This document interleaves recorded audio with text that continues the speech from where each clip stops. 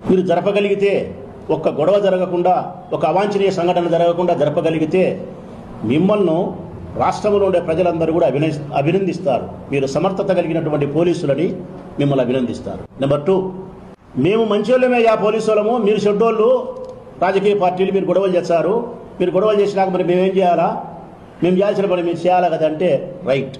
పొరపాటున మాలో కానీ తెలుగుదేశం పార్టీలో కానీ ఎవరైనా చెడ్డవాళ్ళం ఉండి చట్ట పరిధి దాటి మేము చేస్తే తప్పులు చేస్తే మీరు లాఠీ రులిపించాల్సిందే, పెన్ను రాయాల్సిందే. అప్పుడు ఇరువురి మీద కేసులు పెట్టగలిగితే, ఇరువురి మీద మీ పెన్ను రచనలు చేయగలిగితే, ఇరువురి మీద మీ లాఠీ జల్లు మనిపించగలిగితే ఈ కడప జిల్లా మిమ్మల్ని అభినందిస్తుంది. 3వది, మేము గొడవ జరపకుండా ఉండలేము, మా చేత కాదు. గొడవ జరిగిన తర్వాత ఇద్దరి మీద కేసులు పెట్టాం, ఇద్దరిని లాఠీలతో కొట్టాం, వైఎస్ఆర్ కాంగ్రెస్ పార్టీ వాళ్ళ మీద కేసులు పెడతాం, వైఎస్ఆర్ కాంగ్రెస్ పార్టీలని లాఠీలతో కొడతాం అని చెప్పి 5 రోజుల్లో మీరు నిరూపణ చేస్తే ఈ ప్రభుత్వానికి మీరు పహారా కాసినారనేది నిజం. మాతో పోటీ చేసిన తెలుగుదేశం పార్టీ కాదు, పోలీస్ అన్నది ముమ్మాటికి నిజం. మరి ఈ మూడిట్లో దేన్ని నిజం చేస్తారో మీ విజ్ఞతకి నేను వదిలేస్తా ఉన్నా.